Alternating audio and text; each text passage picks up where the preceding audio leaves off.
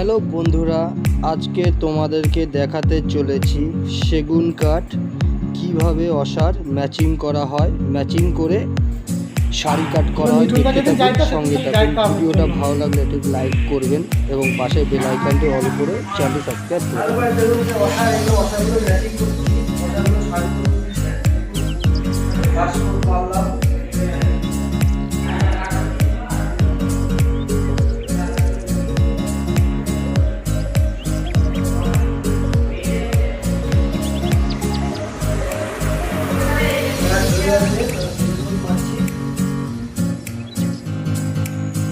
দেখতে হবে, সঙ্গে থাকুন।